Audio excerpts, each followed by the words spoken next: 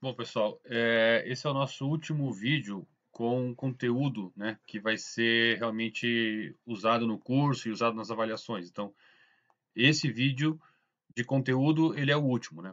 Provavelmente vai ter mais um ou dois vídeos que serão de revisão, né? A gente vai usar ainda um tempinho que a gente tem até o fim do curso para revisar os conteúdos, etc. Mas esse vídeo, ele é o último com conteúdo formalmente apresentado para vocês. Qual é a ideia desse vídeo, desse conteúdo? É simplesmente usar tudo que a gente viu no curso, tá? Principalmente as técnicas de demonstração e as definições na teoria de conjuntos, né? E todo aquele processo que a gente fez para chegar até esse ponto, né? Porque para a gente explicar as técnicas de demonstração, a gente precisou primeiro dizer o que é uma linguagem formal, né? Para ter as definições da teoria de conjunto, a gente precisou revisar as definições e fazer vários exercícios, etc. Então, foi toda uma preparação para esse momento agora, que é o momento em que a gente vai começar realmente a demonstrar teoremas da teoria de conjuntos, tá? Então, o objetivo aqui é fazer demonstrações no contexto da teoria de conjuntos, só que falta um ingrediente ainda, né? Porque a gente viu que uma demonstração é uma sequência de sentenças, onde cada sentença ou é um axioma, né, ou uma hipótese, ou uma definição, certo? Ou um teorema que já foi demonstrado, ou uma consequência lógica das sentenças anteriores. A gente viu quais são as regras de inferência que são aceitas, né, nas nossas demonstrações. Tá? Mas faltava um ingrediente que eram os axiomas, né? Os axiomas são uma parte importante das demonstrações. E esses ingredientes estavam faltando e a gente vai apresentar eles hoje. E aí vamos fazer exemplos de demonstrações na teoria de conjuntos. Tá? Os axiomas estão aqui, deixa eu melhorar um pouquinho essa janela, está um pouquinho ruim de visualizar. Os axiomas estão aqui, certo? Esses axiomas, eles estão apresentados na linguagem formal, tá? Vocês vão encontrar aqui os quantificadores, certo? Tanto o quantificador universal, que é o para todo, e o quantificador existencial, que fala que existe pelo menos um elemento naquelas condições, tá? A gente só vai precisar saber ler essas expressões que tem o quantificador. Eu não vou pedir demonstrações em que vocês tenham que trabalhar com o codificador, tá? Embora isso exista na teoria, né? É um aspecto da teoria, você fazer demonstrações com quantificadores. Mas isso não vai entrar no curso porque a gente já tem bastante trabalho, né? De aprender a linguagem formal, aprender as definições de teoria de conjuntos, aprender as técnicas de demonstração, depois ver os axiomas e começar a demonstrar. Então já tem bastante conteúdo para a gente trabalhar. Então a gente não vai trabalhar especificamente com os quantificadores, mas a gente vai usar ele nas sentenças para fazer pelo menos uma leitura. Então, quando eu tenho uma sentença como essa primeira aqui, eu estou dizendo que para qualquer conjunto A, né, para todo A, ou seja, para qualquer conjunto A, para qualquer conjunto B e para qualquer X, né, isso aqui é para qualquer X, né? Então, se os elementos de A e de B são os mesmos, né, ou seja, se X é elemento de A, se somente se ele for elemento de B, então os conjuntos são os mesmos. Né? Se dois conjuntos têm os mesmos elementos, então eles são os mesmos. É isso que está me dizendo o princípio da extensionalidade, certo? A gente vai ver daqui a pouco nos exemplos como que a gente vai usar esses axiomas de uma maneira mais prática. Tá? A gente uh, vamos falar mais sobre esses axiomas e como utilizar eles nas demonstrações. Tá? O que a gente está fazendo nesse momento? Certo? Então a gente tem uma teoria de conjuntos onde essas letras latinas aqui indicam as variáveis da teoria. Certo? Na nossa abordagem, as variáveis só são conjuntos, então a nossa teoria só fala de conjuntos. Tá? Tudo na nossa teoria é conjuntos, com exceção dos símbolos gramaticais e dos símbolos lógicos. Tá? O resto é tudo conjunto. Okay? Então aqui, x pertence a, mas x é um conjunto também, tá? Porque na nossa teoria só existem conjuntos. Okay? Aí, o axioma 2, ele afirma a existência do conjunto vazio. Tá? Então, existe um conjunto que é o vazio. É isso que o axioma está falando. Existe um conjunto B, tal que para qualquer x é falso que x pertence a B. Tá? Então, existe um conjunto, tal que para qualquer elemento que você pegue é falso que esse elemento esteja em B. Se você quiser, você pode pegar essa sentença que está aí X, essa sentença é falso, que X pertence a B, você pode reescrever ela assim, né? Tá? X pertence a B, você pode reescrever essa sentença no formato X não pertence a B. Tá? Isso aqui é uma anotação que você pode introduzir aí para simplificar a tua teoria. Ou seja, essa sentença aqui ela está no formato de uma sentença bem formada, né, na teoria. Essa aqui é uma nova sentença, mas que você define ela a partir de uma sentença que era admissível, né? Bem formada ou admissível na teoria. Tá? O terceiro axioma é o axioma da reunião. Ele diz que dados dois conjuntos A e B, então para quaisquer conjuntos A e B, existe um outro conjunto que é um B maiúsculo, tal que para todo X, X é elemento de B, se somente se ele for ou elemento de A ou elemento de B. Então você forma um novo conjunto a partir de dois conjuntos dados, que são o A e o B. Esse novo conjunto se chama de B maiúsculo, onde os elementos dele são exatamente aqueles que são ou elementos de A ou elementos de B. É isso que essa frase final está dizendo aqui. Para qualquer elemento X, X só vai ser elemento de B se ele for do A minúsculo ou do B minúsculo. Tá? Então aqui você criou a reunião de dois conjuntos, A e B. Tá? O axioma 4, ele afirma a existência do conjunto par. Tá, pessoal? Deixa eu falar uma coisa para vocês. Por que a gente está fazendo isso, né? Porque a gente está criando uma teoria, certo? Então a gente não tem como afirmar a existência de certos conjuntos nessa teoria se a gente não tiver um axioma que garanta que tal conjunto exista. Então, tipo, tem um axioma que garante que a reunião existe. Tá? O que é um axioma? É uma sentença que você aceita como verdadeira sem precisar demonstrar, porque você considera que ela é muito razoável para a teoria e que você pode partir do princípio que aquele conjunto existe. Tá? Então, aqui, o primeiro axioma está dizendo para você quando que conjuntos são iguais. Tá? O axioma 2 está afirmando a existência do vazio. O axioma 3 está afirmando a existência da reunião. Então, você precisa de um axioma que diga que a reunião existe. Tá? E o axioma 4 está afirmando a existência do conjunto par. Então, você precisa de um axioma que diga que esse conjunto existe. Tá? Como que é esse conjunto par? Tá? Então, assim, ó, lembrar que na nossa teoria tudo é conjunto, então todas as variáveis que estão aqui denotam conjuntos. Então, para qualquer conjunto U, para qualquer conjunto B, desculpa, qualquer conjunto U, qualquer conjunto V, existe um conjunto B, tal que para qualquer X, X vai ser elemento de B, se somente se ele for U ou for o V. Tá? Então, esse conjunto B que vai existir aqui pelo axioma 4, tá? Que conjunto é esse? Ele é o conjunto que tem exatamente dois elementos que vão ser exatamente o U ou o V. Então, assim, qualquer X vai ser elemento de B se somente se ele for o próprio U ou o próprio V. Tá? Esse é o conjunto par, um conjunto com dois elementos, que é o que está sendo criado no axioma 4. Tá? No axioma 3 é outra coisa, né? O axioma 3 está te dando a reunião de dois conjuntos, tá? A união B. Então, e afirma que esse conjunto existe. Então, o axioma fala que você pode construir a reunião de dois conjuntos, isso vai ser um novo conjunto que existe. Okay? O axioma 5 também ele te dá a construção de um novo conjunto, que é o conjunto das partes. Tá? Então, para todo A existe um conjunto B, tal que os elementos de B são exatamente os subconjuntos de A. Tá? Então, nesse axioma 5 aqui, o B é igual ao conjunto das partes de A. Tá? E ele está falando que você pode fazer isso com qualquer A. Lembrando, mais uma vez, né, que na teoria tudo é conjunto. Tá? Então, esse A aqui é conjunto. O X é um conjunto, que é elemento de B, né, e ele só vai ser elemento de B se ele for subconjunto de A. Então, esse B é o conjunto das partes de A, onde A também é um conjunto, esse A minúsculo aqui. Okay? Esses são os primeiros 5 axiomas.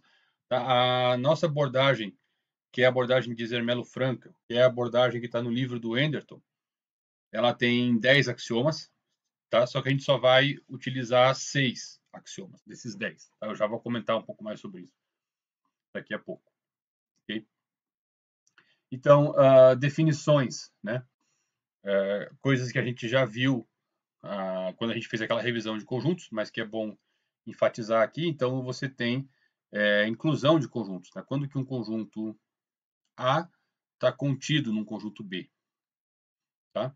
Quando X pertence a A, implica X pertence a B. Tá? É isso que a gente precisa saber.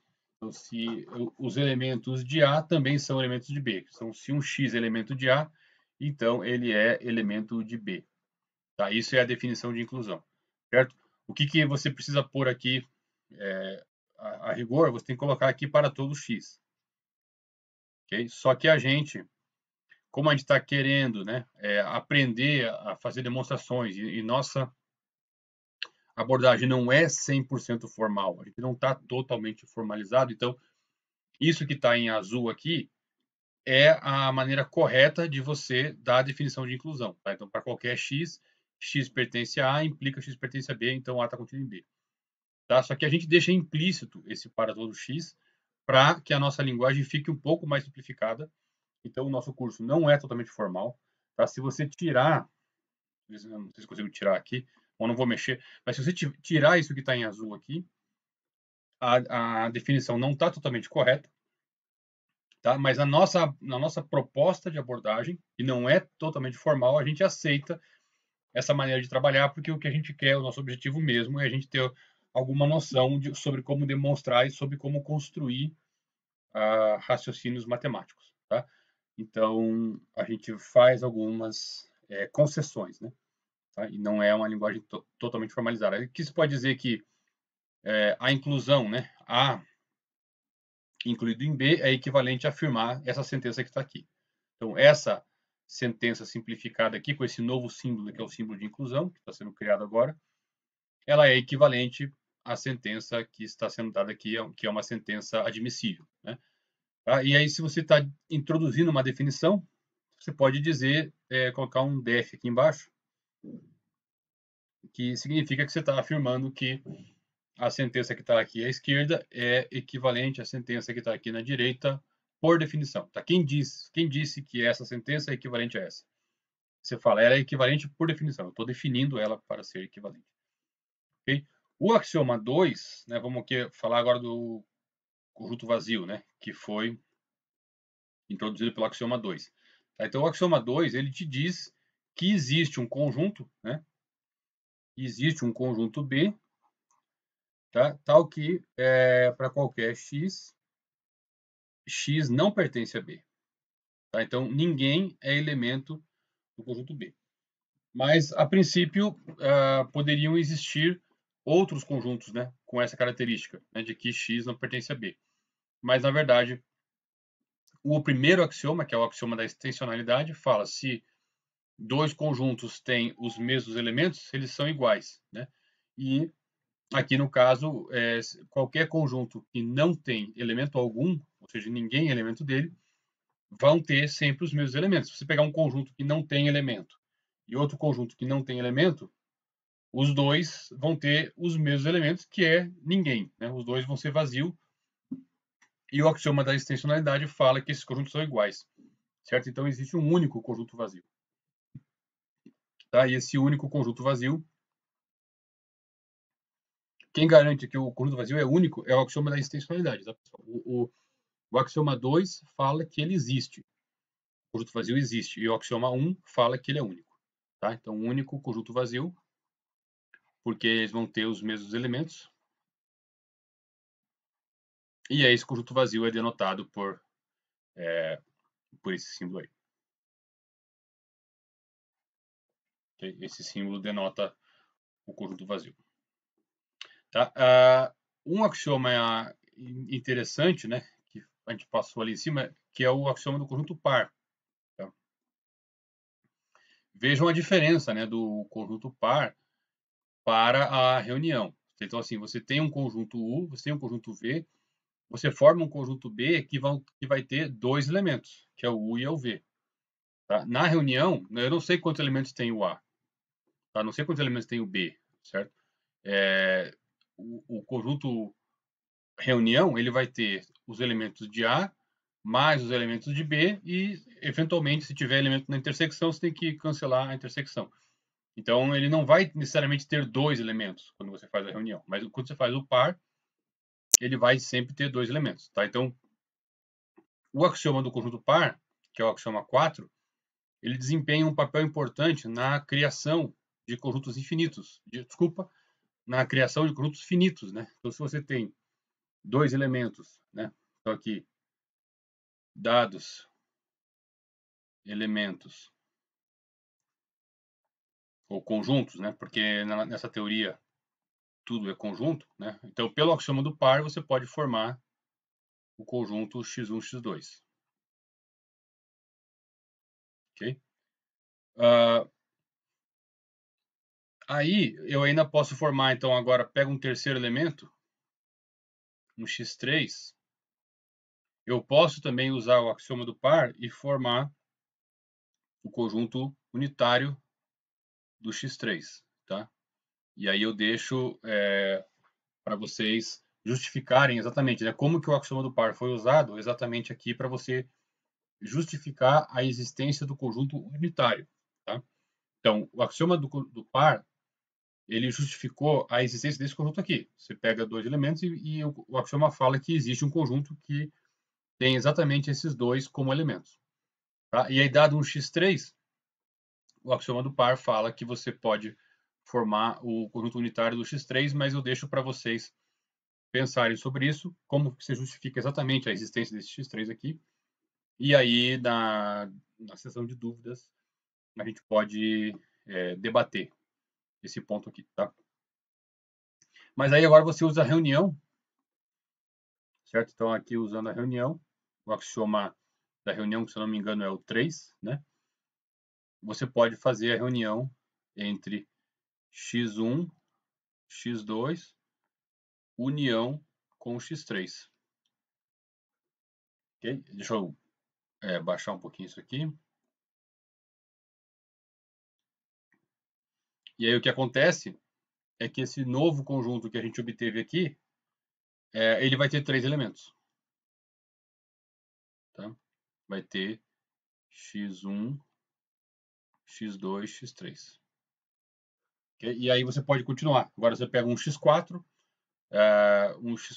que vai ter só um elemento, 4 aqui, faz a união com esse conjunto aqui que tem três elementos, faz a união com o x4, usando o axioma da reunião, e de novo você vai obter um conjunto com quatro elementos. Tá? Então, o axioma do par permite você criar um conjunto com 2, e na verdade permite criar um conjunto com 1 também, e é isso a gente pode discutir nas dúvidas, mas eu deixo para vocês pensarem. E, portanto, usando a reunião e o axioma do par, eu posso construir um com 3. Construindo um com 3, eu posso construir um com 4. Tá? E depois com 5, com 6, com 7. Então, eu consigo, usando o axioma do par, construir qualquer conjunto com uma quantidade finita de elementos. Tá? Notem que o axioma do par não permite você criar uma quantidade infinita. Tá? Você consegue criar um conjunto com 100, com 200, com 1 milhão, com 3 milhões, com 1 bilhão de elementos, mas não um conjunto infinito. O axioma do par não te dá a existência de um conjunto infinito, mas ele te dá a existência de conjuntos finitos, né, com uma quantidade qualquer de elementos, desde que seja finita. Tá? Aí um comentário que a gente já tinha feito antes, né, que a gente vai usar apenas 6 axiomas, mas a teoria tem um total de 10. Tá? Essa teoria é a teoria de Zermelo-Fraenkel, que está bem apresentada no livro do Anderton. Tá? E depois eu vou dar as referências para vocês. Livro do Anderton. Ok? Bom, aí o último axioma, talvez um pouquinho mais delicado, né, desses 6 axiomas, é o axioma da separação. Tá? Ele fala o seguinte: você consegue construir um conjunto a partir de uma propriedade. Tá? Então, esse U que está aqui, ela é uma propriedade que vai definir o conjunto para você, vai dizer quem é esse conjunto. Tá? E ela tem que ser uma sentença admissível. O conjunto que você está criando é o B. Tá? Então, esse B aqui é o conjunto que vai ser criado pelo axioma da separação, tá? A sentença tem que ser admissível e o B não pode estar presente nessa sentença. Tá? Então, por exemplo, você poderia pegar o conjunto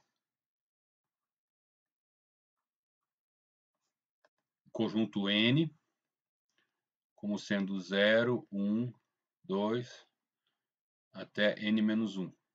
Okay? E aí você quer definir os pares. Tá? O conjunto dos pares em N. Tá? Eu estou criando aqui agora esse símbolo, certo? Então, esse Pn aqui é um novo conjunto que eu estou criando, que são os números pares que estão aqui. Tá? Então, ele seria o conjunto formado pelos elementos x pertencentes a N, tal que a x é par. Então, essa sentença U, que está aqui, no caso, essa sentença x é par. Tá? Esse, no caso desse exemplo aqui. Né? Isso aqui é um exemplo que está me dando um axioma. Não, um exemplo de conjunto que você pode construir pelo axioma da separação. Tá? Então, como o axioma da separação funciona? Eu tenho que ter um conjunto, inicialmente, eu tenho um conjunto C. Tá? Esse conjunto C aqui eu já sei que ele é um conjunto. E aí o axioma fala, dado um conjunto C, você sempre pode construir um novo conjunto B, onde os elementos de B são exatamente aqueles caras que estão em C e que verificam uma propriedade. Tá? Então, essa aqui, no caso, essa sentença U aqui, x é par, é a que vai definir a propriedade que determina o conjunto Pn. Tá? E no caso, o conjunto C é esse N aqui. Tá? Lembrar que o N é um conjunto. Né? Tá? Então, no caso do axioma aqui, o C é o conjunto N. Okay? E a propriedade que está distinguindo os elementos é a propriedade U, que é x é par. E o axioma afirma a existência desse conjunto. Tá? Por que eu não posso omitir esse elemento C aqui? Digamos, tirar o C daqui e colocar simplesmente x pertence a B, sem somente C, x verifica a propriedade U. Por que eu não posso definir assim? Né? Eu poderia eliminar o C que está aqui, certo? Eliminar esse C que está aqui e dizer simplesmente meu axioma, uma versão mais simples do meu axioma. Eu vou dizer, existe um conjunto, tal que para todo x, x é elemento do conjunto, sem somente se ele verifica a propriedade. Tá? O problema de você fazer isso é que você vai cair no paradoxo de Russell, tá? Que está discutido em alguns vídeos, está discutido nos livros. Tá? A gente não tem assim tempo para entrar em detalhes em relação a isso. Também está no livro do Anderson essa discussão. Certo? Mas então o fato de você colocar esse C aqui significa que você está evitando o paradoxo de Russell. Tá? Então, ou seja, como é que funciona então? Vamos só mover o quadro aqui um pouquinho. Às vezes ele fica um pouquinho teimoso, né? Então, assim, axioma da separação. Tá? Eu tenho um conjunto, certo? O C ele já existe como conjunto na minha teoria. Então, ele é um elemento que satisfaz o axioma da teoria. Ele já é um conjunto, certo? Aí eu vou pegar uma propriedade, tá? E vou criar um conjunto B com essa propriedade que eu estou pegando. Tá? O conjunto que está sendo criado com essa nova propriedade não entra na sentença que cria o próprio conjunto. Tá? Então, assim, essa variável B não é parte da sentença U que está criando um novo conjunto. Tá? Eu não posso criar um conjunto e usar ele mesmo como parte da sentença que eu quero criar ele. Certo? Então, se eu vou criar o conjunto B, a sentença que vai criar o B não pode falar sobre o B, porque esse conjunto B não existe ainda. Ele está sendo criado, então a sentença U não vai falar sobre ele. Tá? Além disso, tem que existir um conjunto C de onde eu vou extrair o conjunto B. Então, eu vou extrair o conjunto B de dentro do C, usando aqueles elementos de C que verificam essa sentença. Tá? Por que esse formato específico? Por que eu não posso simplesmente jogar uma propriedade e dizer, ó, eu quero o conjunto de todos os elementos que verificam essa propriedade? Tá? Porque se você fizer isso, você cai no paradoxo de Russell. Tá? Então, o objetivo aqui é evitar o paradoxo de Russell e aí nas discussões a gente pode, talvez eu possa tentar falar um pouco mais sobre isso, mas tem nos livros e alguns vídeos nossos também a gente passou essa questão do paradoxo de Russell, tá? Então, evitar o paradoxo de Russell. Essa foi basicamente a solução que o Zermelo, né, a gente comentou lá. Certo? Então, a maneira como o Zermelo encontrou para resolver o paradoxo de Russell, a proposta dele foi criar uma teoria axiomática. Essa teoria axiomática, ela diz o que é conjunto, só é conjunto aquilo que a teoria disser que é conjunto, e a forma como os axiomas propõem o que é conjunto e o que não é conjunto, ela não deixa espaço para que seja criado um conjunto do tipo daquele que leva ao paradoxo de Russell. Tá? Então, ele resolveu o problema do paradoxo de Russell com uma abordagem axiomática. Tá? Aqui, deixa eu comentar rapidamente sobre os axiomas que não foram falados. Tá? Então, por exemplo, a gente já viu 6 axiomas até aqui a separação. A gente não vai falar, porque não dá tempo no curso, né? E também não é a proposta do curso. Tá? O axioma da infinitude, da substituição, da regularidade e da escolha. Tá? Deixa eu falar rapidamente desses axiomas, tá? Não vou entrar muito em detalhes. Tá? Então, o axioma da infinitude, ele garante que você pode criar o conjunto dos naturais. Tá? E a técnica da indução. A técnica de demonstração da indução, esse axioma, ele garante para você que essa técnica é válida, ou seja, você pode criar conjuntos usando indução, tá? E inclusive você pode criar o conjunto dos números naturais. Lembra que lá a gente comentou, né? Como que você usa o conjunto, o axioma do par, né? Para você criar conjuntos finitos, tá? Com uma quantidade qualquer de elementos. Você associa o axioma do par com o axioma da reunião e você cria conjuntos com uma quantidade finita de elementos. Mas criar conjuntos infinitos é uma outra história, né? Não dá para usar o axioma do par, então você precisa de um axioma específico para isso que vai te permitir criar os números naturais e usar a técnica da indução. Tá? O axioma da substituição, ele permite você criar números ordinais. Tá? Isso não dá para a gente falar aqui assim rapidamente. Tá? Os ordinais são essencialmente conjuntos ordenados, tá? Essencialmente. E a dificuldade, obviamente, está em você criar números ordinais infinitos, ok? E o axioma da substituição ele entra de uma maneira importante nessa criação dos números ordinais. Tá? O axioma da regularidade ele não permite que exista um conjunto que pertença a si mesmo, tá? E também não permite esse caso aqui, né, de um conjunto A que pertença ao B e esse B pertence ao próprio A. Né? Isso aqui não acontece, então ó, o axioma da regularidade não permite isso acontecer. Tá? E assim por diante. Né? Poderia acontecer do A pertencer ao B, o B pertencer ao C e o C pertencer ao A. Tá? A regularidade não permite que isso aconteça e esse axioma também desempenha um papel fundamental na teoria dos números ordinais. Tá? Você precisa da regularidade para você conseguir desenvolver a teoria de números ordinais, que também não é o nosso objetivo aqui. Tá? O axioma da escolha talvez seja o axioma mais polêmico da teoria de conjuntos, né? Ele uma das versões dele, uma das maneiras de você formular ele, né? Fala o seguinte: se você tiver uma função sobrejetora, tá? Entre dois conjuntos A e B, tá? Você tem uma função sobrejetora, então imagina aqui que todo mundo aqui é atingido por essa função, né? Ela é sobrejetora, tá? Essa função. Então pode ter mais elementos aqui, mas todos eles são atingidos. Você sempre consegue achar uma função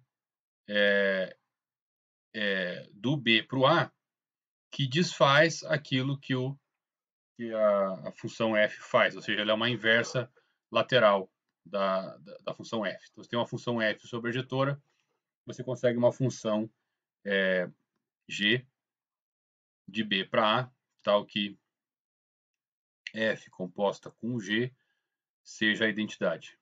Ela é igual a identidade em B.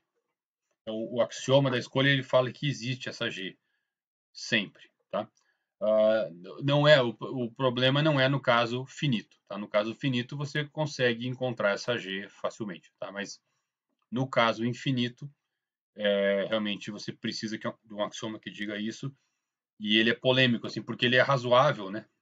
É bem natural você imaginar que é possível você criar uma função G, né, que desfaz aquilo que a função f faz, é uma coisa simples, né? Então você tem uma função sobrejetora, f de a para b, e aí o axioma fala que existe uma função g do b para o a que simplesmente ela desfaz aquilo que a função f faz, né? Então, se você pegar aqui f, aplicar em b, vai fazer g de b, tá? Isso vai voltar no b. Tá? Então, a função g vai sair do b, vai chegar no elemento em a, quando você aplicar a f nele, vai voltar para o mesmo b. É uma coisa, um enunciado bem simples, tá? Mas ele leva a consequências bem interessantes, bem polêmicas, e vale a pena vocês darem uma pesquisada um pouco sobre a axioma da escolha. É bem interessante as leituras que tem sobre isso, tá? Então, assim, aplicações, né, do axioma da separação. Uma delas é que você pode criar a intersecção, né? Tá? Aqui na intersecção, esses conjuntos A e B já existem, tá? Então, de alguma maneira, a existência deles está garantida, ou porque já foram criados na teoria, né? Ou porque está supondo que na teoria esses A e B existem, portanto eles verificam os axiomas que formam a teoria. Tá? Então você vai usar o axioma da separação para criar um novo conjunto, tá? Que vai ser a intersecção, certo? Então vai ser os elementos x que pertencem a A, né? Lembra que para você usar a separação você tem que primeiro ter um conjunto já. Existe um conjunto, certo? E você vai pegar os elementos dentro daquele conjunto que já existe e vai criar um novo conjunto com uma propriedade, tá? A propriedade aqui, no caso, é que x pertence a B. Tá? Então, esse A, no caso aqui, ele seria lá no axioma da separação, lá em cima, ele seria o nosso C. Tá? E essa propriedade x pertence a B, ele seria a propriedade U. Tá? Lembra que você está criando um novo conjunto, o novo conjunto que você está criando é a intersecção de A com B, né? A propriedade é x pertence a B. Então, essa propriedade aqui ela não envolve o novo conjunto que é criado, que é a intersecção, na sua sentença. Ela não envolve o novo conjunto. Então, você pode usar ela aqui. Tá? Isso está legitimado, né, pelo axioma. Tá? E esse A aqui é o teu C. Né? Vamos voltar aqui no axioma um pouquinho. Então, você tem aqui, para qualquer conjunto C, que no caso seria ali o A, né? Existe um conjunto B, esse B aqui seria a intersecção, né? Tal que para qualquer elemento x, x elemento de B, C somente C, ele está no teu C, que foi dado, que no caso é o A, né? E ele verifica a propriedade, e no caso a propriedade é x pertence a B. Então aí o x vai pertencer a C e o x vai pertencer a B, então é justamente a intersecção. Tá? Então o axioma da separação, ele tem várias utilidades, né? E uma delas é a utilidade de definir a intersecção. Tá? A intersecção existe a partir do axioma da separação. Aqui um comentário, né? O axioma da separação ele não é apenas um axioma, né? Na verdade, ele é um esquema de axiomas, tá? Porque para qualquer sentença admissível U que você colocar aqui que não envolva o B, você escreve essa sentença inteira aqui, que é essa sentença que te dá o axioma da separação, e ele é um axioma. Tá? Então, para cada sentença U, você tem um axioma. Então, nesse ponto de vista, o axioma 6, no fundo, não é um axioma só, ele é um esquema de axiomas, e aí, nesse ponto de vista, a teoria de conjuntos possui infinitos axiomas, né? Porque para cada sentença que você colocar aqui é um novo axioma. Tá? Mas a gente não se refere desse jeito, a rigor é isso que acontece, a rigor você tem infinitos axiomas, mas na prática a gente está dizendo que é um axioma, que é um esquema de axiomas, que é o axioma da separação. Okay? Então, certo. Então, aí a intersecção é um exemplo de uso da separação. E o outro exemplo é o seguinte, ó. Esse exemplo é interessante porque, assim, a gente, na teoria, a gente fica afirmando, né, que os axiomas garantem que tais e tais conjuntos existem, etc., né? Então, o fato de um conjunto existir ou não existir, quem vai te dizer isso é os axiomas da teoria, tá? Mas é muito interessante é que a teoria fala sobre um certo conjunto que não existe, né? Então, não existe um conjunto ao qual todos os conjuntos pertençam, tá? Então, vamos tentar mostrar esse fato, né? Usando os axiomas, ok? Então, vamos mostrar que não existe um conjunto ao qual todos os conjuntos pertencem. Tá? Então, vamos colocar aqui a demonstração desse fato e nessa demonstração a gente vai usar o axioma de separação. Tá? Então, seja A um conjunto qualquer. Então, eu estou pegando A e eu estou afirmando, né, que esse A é um conjunto da teoria. Tá? Então, ele está verificando todas as regras da teoria, etc. Ele é um conjunto legal, certo? Qual é o nosso objetivo? É provar que não existe um conjunto ao qual todos os conjuntos pertencem. Então, o que a gente vai fazer? A gente vai construir um conjunto que não pertença a A. Tá? Então, ou seja, para qualquer conjunto que eu pegue, eu sempre consigo construir um outro conjunto que não pertence a A. Então, a conclusão é que não existe um conjunto ao qual todos os conjuntos pertençam. Tá? Então, vamos construir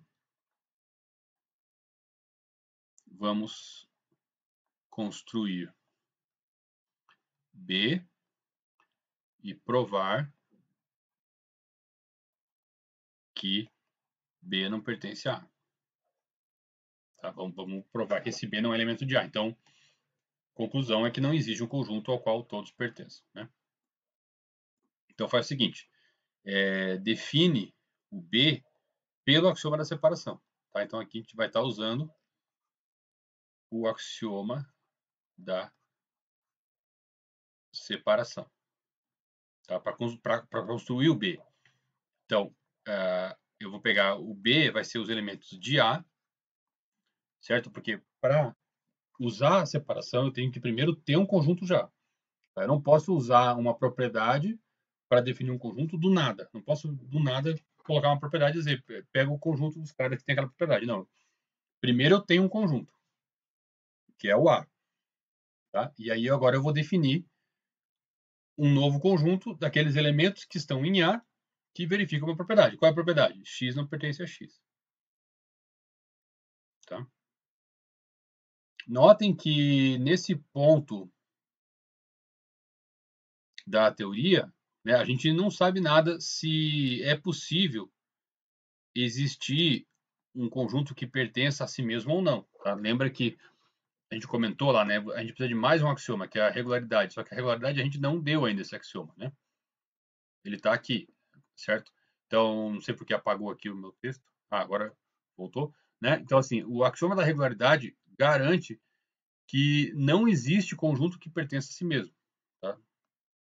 Você pode perguntar, será que tem um A que pertence a A? E o axioma da regularidade vai te dizer que não. Não existe conjunto que pertença a si mesmo. Só que esse axioma da regularidade a gente não introduziu ele ainda. A gente só viu o axioma da separação. Então eu não posso usar a regularidade porque eu não defini ele, não apresentei esse conjunto, esse axioma. Né? Tá? Então isso aqui eu não sei ainda. Como eu não tenho regularidade, eu não sei. Talvez exista um conjunto que pertença a si mesmo, talvez não. Tá? Então eu não posso contar com isso daqui. Eu não posso chegar aqui e dizer, não, eu sei que não existe conjunto que pertença a si mesmo. Tá? A gente ainda não sabe. No ponto da teoria que a gente está, a gente ainda não sabe se esse conjunto existe ou não.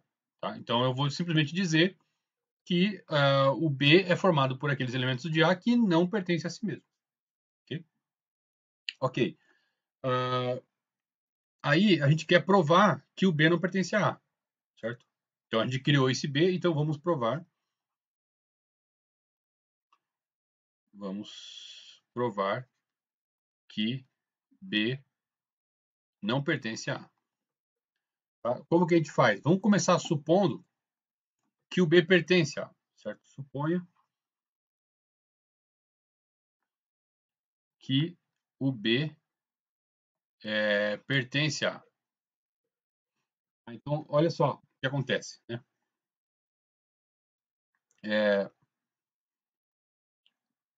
Quando que o...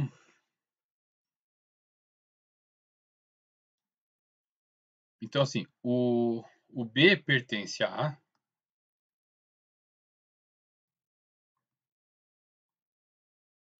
né? Se e somente se, aqui, né? Aqui é B pertence a B, né? Não a A. Então, você tem o seguinte, B pertence a B, se e somente se o quê? B tem que pertencer a A e B não pode pertencer a B. Tá? B pertence a A e B não pertence a B. Que não pertence a B. Tá? Essa é a condição para que B seja elemento de B. Só você olhar aqui na definição do B. Ele tem que ser elemento de A e verificar essa condição aqui. Tá? Mas se você estiver supondo que o B pertence a A, a gente está supondo que o B pertence a A. Tá? Esse foi o nosso absurdo, né? Tá? Supor que o B pertence a A. Aí você pode tirar essa sentença aqui, B pertence a A, porque ela já é verdade, você está supondo que B pertence a A. E aí você conclui que o seguinte, ó, então como B pertence a A, então temos que B pertence a B, se e somente se B não pertence a B. Ok? Por quê? Porque na nossa hipótese a gente já estava supondo que B pertence a A. Então eu posso tirar essa condição aqui, porque ela sempre é verificada, né? Porque o B pertence a A. Aí eu chego nisso aqui, só que isso aqui é uma contradição. Né? B pertence a B, se e somente se B não pertence a B, é uma contradição.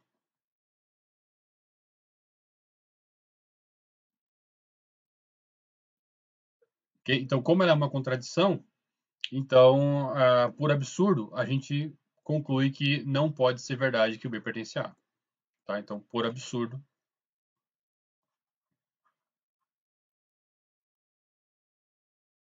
por redução ao absurdo, concluímos que B não pertence a A. Tá? E é justamente isso que a gente queria, né? A gente queria provar que existe um conjunto que não pertence a A. Então, assim, para qualquer conjunto A que eu pegue, existe um conjunto que não pertence a ele. Então, conclusão, não existe um conjunto ao qual todos os conjuntos pertençam, tá? Porque sempre que você pegar um conjunto, você consegue construir um outro conjunto que não pertence a ele, tá? Na aula de exercícios, né, a gente vai fazer mais exemplos de demonstrações usando os axiomas, ok? Então, nas aulas, nos momentos síncronos, a gente faz mais exercícios de demonstrações usando axiomas da teoria de conjuntos. É isso aí, pessoal. Valeu.